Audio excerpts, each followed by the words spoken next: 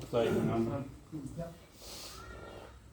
Bueno, compatriotas y Solo pásame las cosas, pero después no lo vas a poner. amigos, nosotros el comité de Nuevo Perú acá en Noruega tiene el agrado de nos ha invitado hoy para poder conversar, un conversatorio sobre el tema de la situación de nuestro país. Como ustedes sabrán, nosotros tenemos una posición como parte de la izquierda peruana y ahora hemos invitado a Roberto, al sociólogo Roberto Nacional, que es miembro de la Comisión Política de Nuevo Perú. Pero ahora, bueno, tenemos, nos va a informar, hemos incluso cambiado de nombre, ¿no? Por razones de fusión, nos hemos juntado con Tierra y Libertad, que es el grupo que inicialmente pues, formó una agrupación que lanzó a Verónica Mendoza como candidata, ¿no? En 2016. Wilka, ¿qué te estoy diciendo? Ahora pues, No me mandas todo. hemos seguido avanzando en este proyecto y sin más introducción, ¿no? Creo que eso es lo más claro que Roberto está con nosotros ahora y quisiéramos escuchar, ¿no? Lo que quiere decir. Después de lo que no sé cuántos minutos tú dispones, has previsto más o menos para Máximo media hora. ya, 30 minutos. Vamos a dar a Roberto y después vamos a escuchar a Freddy, que a nombre del Comité de Nuevo Perú de Noruega va a comentar, ¿no? Yo también había sugerido a Dan también, que es un compañero que nos ha acompañado, a pesar que es chileno, pero bueno, es internacionalista, para que también nos haga, y bueno, y todos los otros, ¿no? Pero especialmente había puntualizado a nuestros compañeros que nosotros tenemos la libertad de comentar lo que va a responder, ¿no? Y finalmente también nos acompaña Tania Temochi, la presente acá, la compañera es bueno, compatriota y ella va a tocar el punto de un libro que ella es poetisa, ¿no? Ella va a introducir un libro que ha escrito sobre la obra que ella ha compuesto, ¿no? Se trata básicamente de una literatura comprometida. Eso va a ser ya al final, ¿no? Para ya cerrar con broche de oro, como se puede decir. Bueno, sin más preludio, dejamos a Roberto, ¿no? Gracias, Pedro. En primer lugar, buenas tardes. Complacido de estar en este espacio compartiéndolo. Agradezco la invitación y la hospitalidad acá en Oslo. La invitación que me hicieron fue para analizar, reflexionar en conjunto y sobre todo a partir de una mirada proponer orientaciones hacia adelante. Yo siempre insisto que hay que evitar dos extremos. Uno, el de la reflexión y solo la reflexión que no está acompañada en acción. Uno puede caer en el intelectualismo a ese nivel. Y lo otro es la acción que no esté sustentada en una reflexión. Uno puede caer en el activismo inmediato, pero no sabe cuál es la perspectiva. Entonces, lo que voy a presentar, el título de lo que vamos a tratar ahora es Perú, crisis y alternativas, una reflexión para la acción. Quiero plantearles 4 puntos. a manera de ordenamiento del tema, ¿no? El primero de ellos tiene que ver con la crisis y el problema histórico estructural, el tema de fondo. El segundo es la crisis actual, que yo le llamaría una crisis permanente, tal como estamos, qué características tiene. Lo tercero, los posibles desenlaces a esa crisis. Y lo cuarto y último, qué hacer, ¿no? Qué cosas proponer. Respecto a lo primero, se trata, sobre todo los sectores más conservadores en el Perú, tratan de presentar los problemas como si fuera un tema de gestión y nada más, de ineficiencia. Que la hay, pero no es un tema simplemente de ineficiencia o de una mala gestión. Tampoco es un tema de personas, que tal lo puede hacer así, tal lo puede hacer así. El tema de la crisis es una cuestión estructural y tiene que ver, algo hemos estado conversando, con lo que se denomina la herencia colonial. La herencia colonial está referida a un proceso de 2 siglos en el Perú, donde surgimos como república independiente en lo formal. Sin embargo, en lo económico, mantuvimos una dependencia que ya no era a la colonia española, pero sí a lo que fue el principal imperio del siglo XIX, Inglaterra. Y por otro lado, con la mantención del problema más complicado de cambiar. Buscamos cambiar la política, buscamos cambiar la economía, pero lo más complicado para cambiar es la cultura. Y la cultura es la expresión mayor de esta herencia colonial, que tiene que ver con el clasismo, tiene que ver con el racismo. Entonces, lo primero, la primera gran idea, que la crisis actual en el Perú no es solamente del momento, es un tema histórico, es un tema estructural que se ha mantenido durante 2 siglos con subidas y bajadas. Quiero indicar que en el Perú la casi totalidad de gobiernos han sido conservadores. Y es más, en los primeros 50 años de la República, la mayoría de gobiernos fueron militares. Fueron los caudillos militares que daban un golpe de Estado, se levantaban en armas y se autoproclamaban presidente de la República. Inclusive hubo un periodo entre 1827 y 1842 que se llamó el periodo de la anarquía, periodo en el cual tuvimos casi tantos presidentes como años transcurridos. O sea, lo que viene sucediendo del 2016 a la fecha, con 5 presidentes en 5 años, no es la primera vez en la historia, aunque tiene características singulares propias. Entonces, la primera idea es esa, tiene que ver con la herencia colonial y tiene que ver con la incapacidad de construir una alternativa de nación.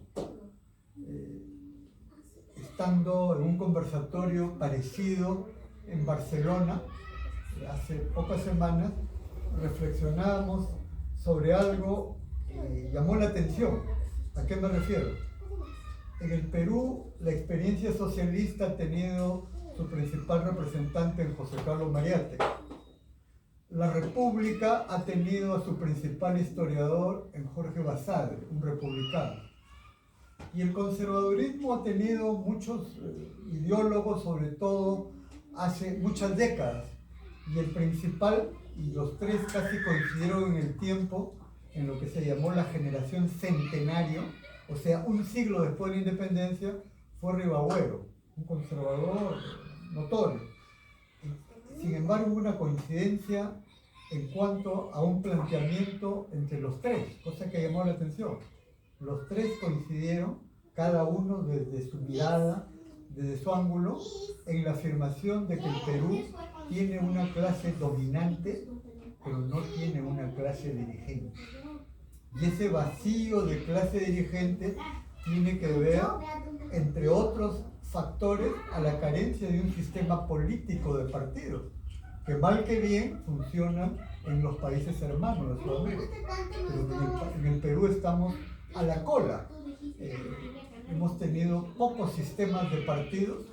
El último que funcionó mal que bien, estábamos conversando hace algunos minutos sobre eso, fue el de los años 80 del siglo pasado, donde existía un partido de derecha como el Partido Popular Cristiano, el PPC, Acción Popular, el APRA e Izquierda Unida como un frente que funcionaba con características de partido, donde era impensable. Nadie se podía imaginar que alguien que estuviera en un lado apareciera en otro lado. Y cada quien desde su punto de vista planteaba lo suyo.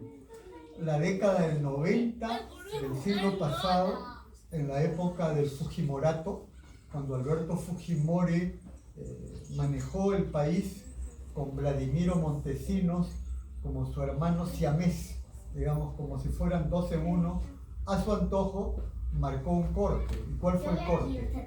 El debilitamiento y arrinconamiento de los partidos políticos, que pasaron a sus cuarteles de invierno. Pero no solo eso, sino la destrucción del tejido social, que fue lo más grave. Un debilitamiento enorme a nivel sindical, a nivel campesino, a nivel vecinal, a nivel estudiantil. Ciertamente que, aunque parezca contradictorio, el fujimorismo para el debilitamiento del tejido social y del sistema de partidos políticos terminó teniendo un aliado en el otro extremo. ¿Quién fue? Sendero Luminoso, que desde su lógica tenía el mismo objetivo para poder manejar las cosas en su campo y buscar no dar una salida política, sino a través de un enfrentamiento militar, Fuerzas Armadas, y lo que ellos consideraban la alternativa de lucha armada, que por cierto ya estaba derrotada en ese momento en nuestro país. Quiero hacer un pequeño paréntesis.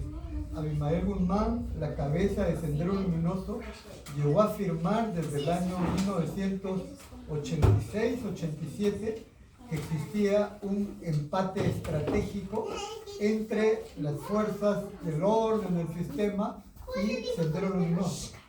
Ese empate estratégico nunca lo hubo. El equilibrio estratégico nunca hubo en el Perú. Sendero Luminoso ya había sido derrotado en el campo por los propios comités de autodefensa. Y cuando todos creíamos que la denominada guerra popular se dirigía desde el campo, Abimael Guzmán hacía años que vivía en Lima, en uno de los barrios más ricos.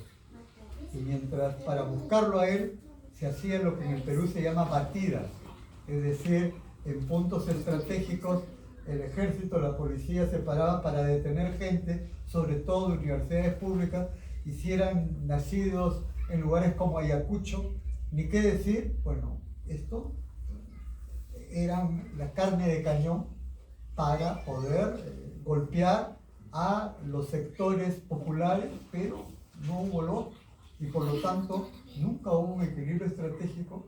Sendero ya había sido derrotado en el campo, y cuando Abimael Guzmán fue capturado, fíjense, estamos 10, ¿no? El día 12 de septiembre se van a cumplir 30 años de su captura. Su captura, propia de un partido también claramente caudillista, fue la derrota definitiva del Sendero Luminoso, aunque durante los años siguientes la derecha, las fuerzas más conservadoras, utilizan la supuesta presencia terrorista para golpear a la izquierda. En cada elección, cuando la izquierda avanza, la acusación es senderista, terrorista, etc., ¿no? Cuando esto ha sido derrotado hace muchos años. Inclusive en la elección del año, la última, en 2021, antes de la segunda vuelta, se anunció con gran publicidad el asesinato de varias personas en una zona que se denomina el Valle del Río N. Apurímac, el Braen, el Montar. En realidad, lo que hay ahí es narcotráfico, y lo que ha quedado de residuos de senderismo ya no tienen nada de ideología, son mercenarios, son sicarios al servicio del narcotráfico, pero ya no hay ningún proyecto político ni ideológico. He querido hacer un paréntesis con esto, estando acá en Noruega, porque en varios casos no se tiene la suficiente información respecto a esto, y Sendero se quiere presentar como la fuerza revolucionaria. Bueno, en el Perú, Sendero en la práctica como fuerza política es casi inexistente, ha sido derrotado a ese plano, ha sido derrotado en el plano militar, lo que sí evidentemente hay sectores muy dogmáticos que están ahí dando vueltas y que buscan reivindicar. Pero volviendo al punto que nos convoca y para cerrar la primera idea, es una crisis estructural, es una crisis histórica y no es simplemente de gestión ni tampoco de gobierno, es una crisis del régimen político que ya no da para más. En este momento en el Perú, para poner un ejemplo concreto, el mes de julio fue elegida la nueva mesa directiva del Congreso, que tiene 4 miembros. De sus 4 miembros, uno de los vicepresidentes tuvo que renunciar porque, además de haber tenido una opinión sumamente condescendiente frente a un caso de violación que había perpetrado un congresista sobre una trabajadora en las instalaciones del Congreso, y él dijo, será pues porque habrán tomado mucho licor, lo cual era una manera de aval, es una barbaridad. Bueno, lo han condenado y ha tenido que renunciar. Y esta semana que ha terminado, la presidenta del Congreso, la que mañana, tarde y noche hablaba de la necesidad de vacar al presidente Castillo, ella ha sido vacada. Y ha sido vacada porque publicó un audio, una grabación, en la cual el conflicto de intereses para favorecer a su partido, del señor César Acuña, Alianza para el Progreso, que más que partido es una empresa, más que líder es el dueño del partido, esto lo ha llevado a que sea censurada en el Congreso. Y el día de mañana es el último día que se tiene para presentar los candidatos a la presidencia del Congreso y el día lunes es la elección. Mi análisis es que sea elegido quien fuera, no va a resolver la crisis. Probablemente puedan maquillar un poquito más, un poquito menos, pero eso va a seguir así. Y el Congreso de la República tiene una aceptación actual del 8%. Es el Congreso de la República de menor aceptación en toda Sudamérica, hasta donde tengo información. Y podrá tener la legalidad, pero la legitimidad la ha perdido enormemente. Entonces, la primera gran idea es que la crisis es de régimen político y no se trata de poner parches ni maquillaje. La segunda gran idea ya tiene que ver con el hecho de que la crisis es permanente. Y ahí, cuando Fujimori gobernó autoritariamente en los años 90 y al final fue desenmascarado en toda la magnitud de la corrupción de ese régimen, y que lo obligó a, en ese entonces había fax, a renunciar por fax, a huir del país en el año 2000, y se procedió a la constitución de un gobierno de transición. Todos en el Perú, no todos, bueno, desde la izquierda, anhelamos, supusimos que se iniciaba una transición democrática. La victoria de Alejandro Toledo del 2001 abrió la posibilidad de eso. Sin embargo, Toledo, a los pocos meses que había asumido la presidencia, dijo lo siguiente: nosotros somos el segundo piso del Fujimorismo. Con lo cual hay un refrán que dice: a confesión de parte, relevo de pruebas, o el pez por la boca muere. Y por lo tanto fue claro, no tenía ninguna intención de hacer un cambio significativo.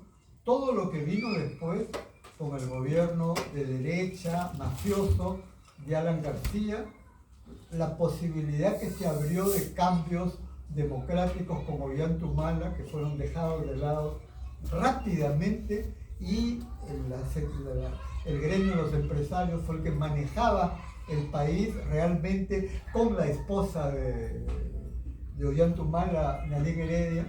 Lo que posteriormente sucedió cuando Kuczynski ganó en 2016 fue la mantención de la misma política de corte neoliberal, donde los monopolios y oligopolios mandan, no hay libre competencia, esa libre competencia es para el discurso, lo que hay son monopolios, oligopolios, un recorte de derechos, una gestión antisoberana de los recursos naturales, entre otros puntos. No quiero ser más extenso. En este aspecto, cuando Kuczynski gana en 2016, la candidata perdedora Keiko Fujimori, hija de Alberto Fujimori, al comienzo desconoce la victoria de Fujimori, pero de Kuczynski, perdón. Al final, medio que dice, ya, va a ser el presidente, pero desde el primer momento empezó una oposición dura. Quisiera indicar que del total de congresistas de ese parlamento elegido para el 2016 y el 2021, el fujimorismo tenía 73 congresistas. Tenía la mayoría absoluta. Y con esa mayoría absoluta, tranquilamente pudo haber dado numerosas leyes a favor del pueblo. Pero nunca le interesó. Lo que le interesaba era debilitar al gobierno de Kuczynski, y ahí se abre ya un periodo mayor de crisis. Kuczynski, que asume el 28 de julio del 2016, dura como presidente hasta marzo del 2018, menos de 2 años. Es reemplazado por el ingeniero Vizcarra en la sucesión constitucional, que era el primer vicepresidente, que plantea algunas tímidas reformas, inclusive sometidas a un referéndum que la ciudadanía mayoritariamente apoyó, porque era en contra de lo que llamamos en el Perú el fujiaprismo, el fujimorismo, el partido de Alberto Fujimori, con el aprismo, el partido de Alan García, que había sido presidente y que fueron derrotados. Sin embargo, luego de ello se genera una nueva crisis, cae Vizcarra a través de un golpe desde el Parlamento, asume un señor congresista Merino, que dura una semana en la presidencia. Antes de que asuma él, la segunda vicepresidenta se había autoproclamado como presidenta, Mercedes Arauz. A Merino se le llamó Merino el Breve, porque duró una semana. A Mercedes Arauz se le llamó, su apelativo era Meche la Brevísima, porque duró 1 hora como presidenta. Ella misma se dio cuenta que no le correspondía, que iba a ser denunciada penalmente, y reculó. Y al final de la caída de Merino, que sí es importante destacarla, fue producto de la gran movilización ciudadana, sobre todo de los jóvenes, que estuvieron a la cabeza. Inclusive hay 2 mártires, 2 jóvenes, uno llamado Inti, Sol, y Brian, que fueron el símbolo de la lucha juvenil, popular y ciudadana, que fueron asesinados, y que hasta ahora nadie ha sido sancionado, y hay impunidad frente a esos crímenes, pero esa batalla todavía continúa y vamos a continuarla.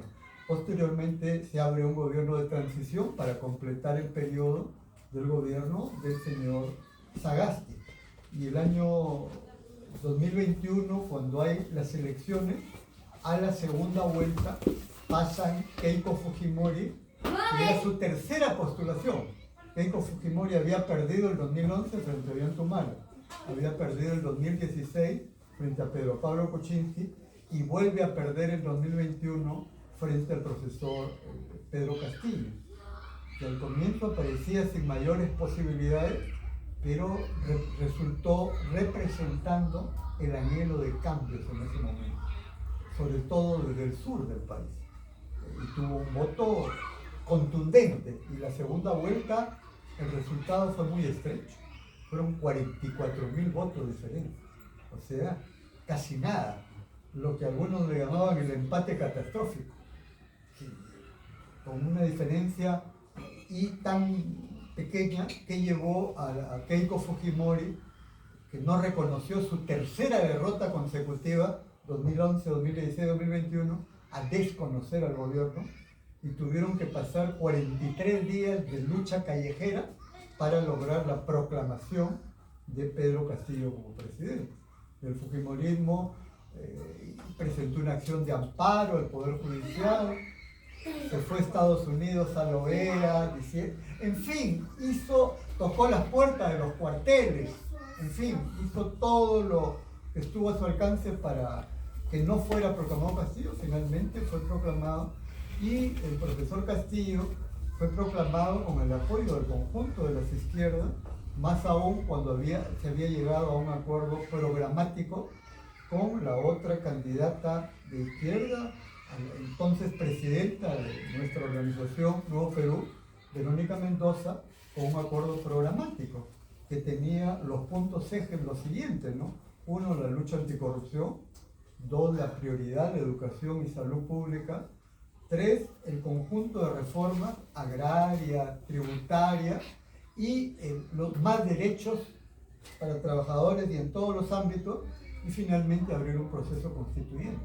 Esos fueron los puntos programáticos que se concretaron cuando Pedro Castillo asumió el gobierno el 28 de julio del 2001 en el denominado Plan Bicentenario, y el mensaje que recogía estos puntos y que apoyamos decididamente. Lo que no valoramos, y creo que tiene que ser un reconocimiento crítico y autocrítico, es que Castillo como presidente no tenía un equipo propio, y en lugar de abrir las posibilidades para un gabinete ministerial sólido, coherente, al final ha sido siempre muy heterogéneo y el rumbo va en marchas y contramarchas. En los primeros meses parecía que podía enrumbarse, pero en enero de este año 2022, sí, pues, realmente parece que hubiera pasado mucho tiempo, pero ha pasado muy poco tiempo.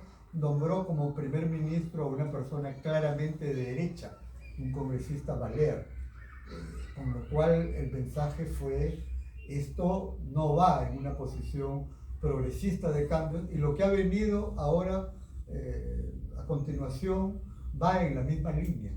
He leído que acaba de renunciar el ministro de Relaciones Exteriores. El anterior ministro de Relaciones Exteriores es una persona progresista, que la sacaron, y entró una persona claramente pro Estados Unidos. Y uno de los temas de diferencia ha sido que este señor, con el aval de Castillo, ¿cierto?, apoyó el corte, el restablecimiento de las relaciones con Marruecos en relación a la República Saharaui. Ahora Castillo ha dicho que bueno, o sea, un día A, mañana B, y estamos en esa situación que genera inestabilidad, genera incertidumbre.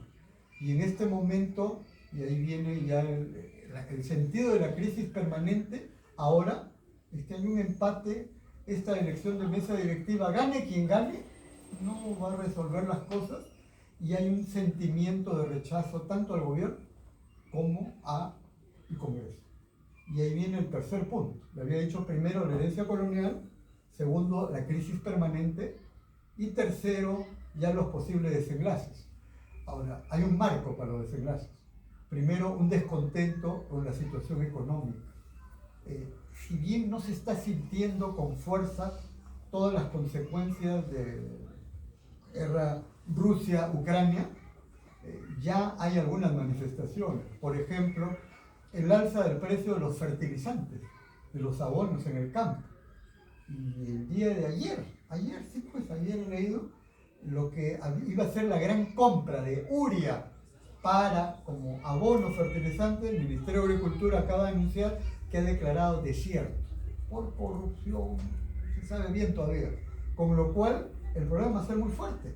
No va a haber un abastecimiento de urea, de abonos para el campo, y varias organizaciones campesinas habían alertado que si no había esto, se ponía en peligro la cosecha, y eso puede generar un problema de hambre. La seguridad alimentaria ha sido abandonada y no hay apoyo a lo que es la base en el Perú, la agricultura familiar y comunitaria, de raíz milenaria. Y por otro lado, las consecuencias del alza de precio de los combustibles. Y es más, el gobierno dio un subsidio y sin embargo Repsol, como Transnacional y otros, simple y llanamente mantienen el mismo. Están recibiendo la empresa un subsidio, pero no han rebajado casi nada al consumidor. Y la subida de precio del combustible tiene que ver con el incremento de pasajes, transportes, del abastecimiento, etc. Y ese es otro problema muy serio que ya empieza a manifestarse y que puede ampliarse o multiplicarse en las próximas semanas o meses. Eso es para poner solamente 2 ejemplos, no tener. Entonces, en ese marco hay un descontento significativo que es paliado, es con algunas medidas parciales, pero que no van al fondo del asunto. Y actualmente en el Perú empiezan a plantearse ya distintas opciones. La derecha, Keiko Fujimori, el fujimorismo, un grupo de corte fascistoide, como se llama Renovación Popular, de un señor López Aliaga que invita a Vox de España, al igual que los otros, estos grupos, digamos, de derecha, desde el primer momento desconocieron la victoria de Castillo, al final tuvieron que aceptarla por la fuerza de las circunstancias, y si el 28 de julio Castillo juramentó como presidente, el 29 de julio supimos cuál era el gabinete, el 30 de julio retomaron su plan desestabilizador en un plan golpista. Y su planteamiento de ellos es muy concreto. Dicen, la salida política del Perú es la vacancia, la renuncia o la acusación constitucional para inhabilitar al presidente Castillo. Y están en eso. Sin embargo, no le meten toda la fuerza de vida por una razón muy sencilla, porque parte de ellos son sus congresistas. Y sus congresistas piensan más en el bolsillo que en cualquier otro tipo de interés político. La segunda opción es aquella que señala que acá no pasa nada y que todo continúa igual con el Congreso y el gobierno. Esto particularmente viene de determinados sectores que obviamente desde el Partido Perú Libre han apoyado al presidente Castillo. La tercera propuesta que aparece en mesa es aquella que señala que cierre el Congreso, pero se quede Castillo. Es la tercera propuesta que lo plantean determinados sectores, incluyendo de izquierda, y que se convoque a una asamblea constituyente. El tema es que, y creo que la experiencia chilena es aleccionadora, uno no puede dar un salto con garroche. Si en Chile, que había tenido una experiencia desde los pingüinos, de los movimientos de escolares y todo lo que pasó, sobre todo en los últimos 3 años, ha tenido un resultado como el obtenido. No voy a entrar en una evaluación del tema en este momento, el domingo pasado. Pretender que basta con una propaganda de discurso que no tenga un sustento social se pueda lograr, no es real. Ese es un proceso que hay que enrumbarlo, pero bueno, como decía Lenin, ¿no? Hay que diferenciar la consigna de acción y la consigna de propaganda. La de propaganda es hacia dónde vas, estratégicamente. La de acción es la de movilización inmediata. Y no estamos, nos guste o no nos guste, en el momento en el cual digamos Asamblea Constituyente ahora. Es un proceso que tenemos que empujar, que orientar. Y la cuarta propuesta es que se vayan todos. Que se vaya el Congreso, que se vaya el gobierno. Esta última postura en la ciudadanía y en distintos sectores va ganando espacio. No es que sea de la noche a la mañana, estamos en septiembre, no es que esto va a ser en octubre, noviembre, pero ya marca una pauta hacia adelante. Y evidentemente ahí se corre, digamos, es una oportunidad de cambio, pero también es un riesgo si es que no se cambian las reglas de juego. Y ahí no quiero ser muy extenso, terminar señalando hacia dónde vamos, qué cosa hacer. Si el cuarto posible desenlace es la tendencia principal hacia adelante, pues uno tiene que prepararse para que si llega ese momento, como izquierda, estemos en las mejores condiciones. Y eso significa varias cosas. La primera de ellas, ante la eventualidad, ante la posibilidad de que se dé esto, lo que hay que plantear es un curso vía la vía democrática, de ninguna manera a través de algún mecanismo golpista. Eso debe quedar claro.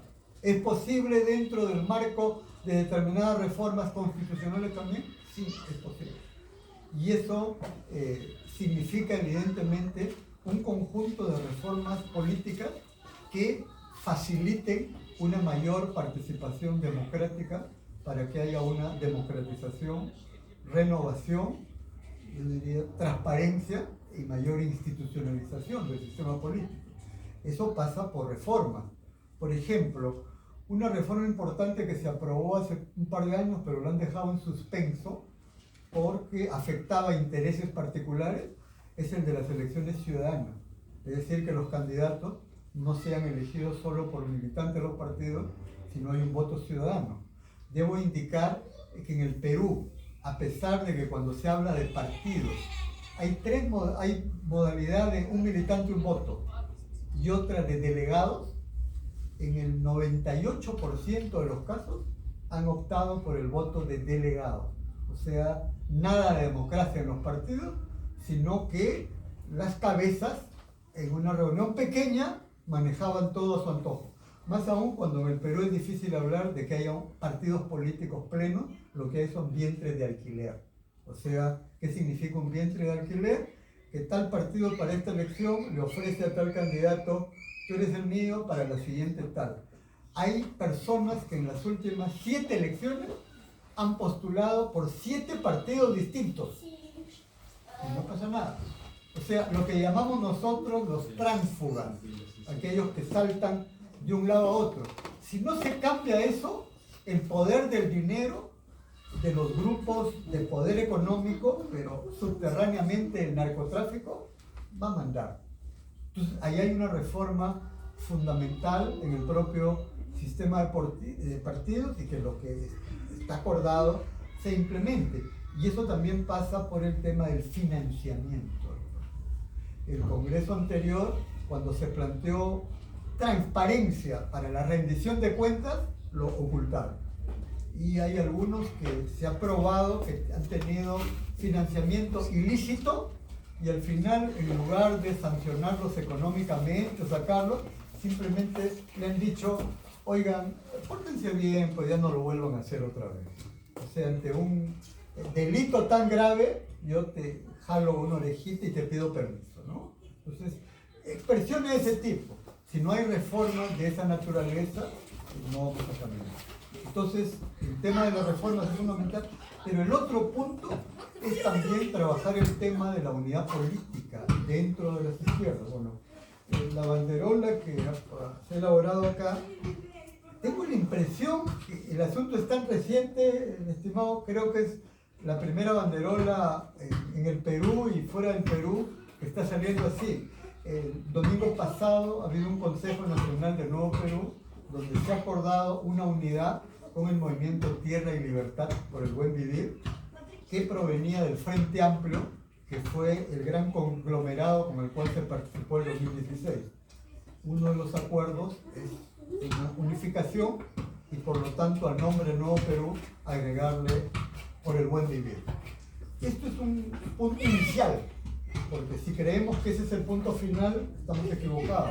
Debe ser el punto inicial de una confluencia mayor de fuerzas políticas de izquierda, y en ese proceso estamos. No es sencillo, hay recelos, hay desconfianzas, no es lineal, pero hay que tener una firme voluntad política de hacerlo. Si no lo hacemos, estamos perdidos. Entonces ahí hay un segundo punto de una unidad en torno a una nueva colectividad política, en una nueva relación política, y que tenga su inscripción en el Jurado Nacional de Elecciones para poder participar. Y simultáneamente una coordinación con todas las izquierdas, fuerzas progresistas, para tener unidad en acción. Son niveles de unidad simultáneos y complementarios, sobre todo en el frente social, popular, ciudadano, sindical, campesino, estudiantil, magisterial, profesional, intelectual, mujeres, los movimientos interculturales, jóvenes, en fin, ¿no? Entonces, ese es el segundo gran punto, trabajar unidad política en torno a un nuevo partido de unificación, en torno a un frente lo más amplio y a nivel social y ciudadano. Ese es el segundo punto, las reformas. Y el tercer punto es que hay una posibilidad que se está abriendo para el plazo de los próximos meses, que está pasando desapercibida y que la derecha quiere que pase desapercibida. ¿Cuál es? En el mes de julio, hace muy poco, se puso a votación el tema de la restitución del Senado. El Perú no tiene Senado desde los años de Fujimori, desde el 95, desde la nueva constitución fujimorista del año 93, que fue producto del golpe de Estado de Fujimori en el 92. La constitución vigente, guardando las distancias con la de Pinochet, tiene en esencia eso. Es lo que fue el autogolpe de Fujimori el 5 de abril de 1992. Y esto evidentemente tiene que cambiar. Y esto tiene que cambiar mirando hacia adelante en varios aspectos. Y esto significa que la derecha ganó la votación para restituir el Senado, pero no pensando democráticamente con las dos cámaras, sino para que puedan postular. Y metió ahí por lo bajo el que pueda dar reelección indefinida de congresistas. Pero ¿qué sucedió? Ganó la votación, pero para este tipo de reforma constitucional se requiere lo que se llama una mayoría calificada. No es simplemente la mitad más uno, sino un porcentaje más alto. No lo lograron. De acuerdo a lo normado ahora, si hubiera logrado la mayoría calificada, en la siguiente legislatura, o sea, este mes, volvían a votar y lo hacían. Pero como no lo han logrado, se ven obligados a tener que utilizar lo que para ellos es una mala palabra. ¿Cuál es la mala palabra? Referéndum. Es una palabra como esas películas de Drácula, que le ponían una cruz. Decirle referéndum es terrible. Entonces la pregunta es muy simple. Si esto está allí y tendría que darse el referéndum para esos dos puntos, bicameralidad, la vuelta al Senado, y respecto a la reelección de congresistas, el planteamiento es incorporar dos temas más. ¿Cuáles serían los dos temas? El tercero es el tema: ¿continúa el gobierno? ¿Continúa el Congreso? ¿Se ve el gobierno? ¿Se ve el Congreso? ¿O se van todos? Con las reformas correspondientes. Y puede ser una opción. Y el cuarto y último tema, el último tema es el tema constituyente. En el sentido de consultar a la población, ¿vamos a una asamblea constituyente o no? Pero no forzarlo, no imponerlo de arriba, sino que sea proceso democrático y que en nuevas condiciones podría ser factible dar el avance correspondiente. Esos son los temas en que tenemos ahora, al mismo tiempo que el lunes, se elige la nueva presidencia del Congreso, que en la eventualidad de un golpe, de vacancia, de acusación constitucional, lo que sea, la persona que sea elegido el presidente del Congreso sería el presidente transitorio. O sea, la elección del lunes no es cualquier elección. Y la derecha empuja a eso y está pensando en eso. Entonces hay que tenerlo muy en cuenta. Entonces, en esa medida es clave poder trabajar lo correspondiente y desde Nuevo Perú tenemos esa voluntad de hacerlo, de promover la discusión, más aún cuando la derecha ha anunciado que esta próxima semana va a presentar una nueva moción de vacancia del presidente Castillo, con lo cual estaríamos en una situación crítica mayor. No lo ha hecho porque salió la censura de la presidenta del Congreso, que era de su gente. Lo ha postergado. Quizás no sé, esta semana, tal, pero está presente. En conclusión, ante la crisis permanente que tenemos, es una crisis no de gestión, no de personas, es una crisis del régimen político, lo que corresponde es plantear una alternativa integral cuyo primer paso sea un conjunto de reforma democrática que incluya los niveles de unidad de las izquierdas, del movimiento social, popular, ciudadano, y en tercer lugar, que estemos muy atentos a las posibles salidas para poder tener una injerencia correspondiente. Porque si esto se diera, la posibilidad del referéndum, yo lo estaría pensando para el próximo año, abriría las compuertas de una posible nueva elección presidencial, no más allá de 2024. no tengo una bola de cristal para decir. Y eso significa prepararse y tener inscripción en el Jurado Nacional de Elecciones, sin la cual no se puede participar, y por eso Nuevo Perú, por el buen vivir, va la próxima semana a solicitar lo que le llaman la separación de nombre para recoger el kit electoral y reiniciar el proceso de inscripción que fue trunco, fallido en la vez anterior. En eso estamos, compañeras y compañeros. Yo agradezco esta posibilidad y creo que ahora podemos pasar a la parte más importante, que son los comentarios y el diálogo entre todos, para esclarecernos mutuamente y sobre todo tener una perspectiva común y que cada quien tenga claro que puede dar su granito de arena, su cooperación, su colaboración, para que esto salga adelante desde la ubicación que fue. Ese es un poco lo que quería decirles. Muchas gracias.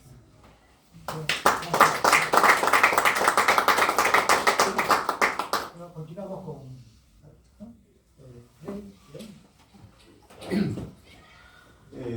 Tania, Roberto, bienvenidos.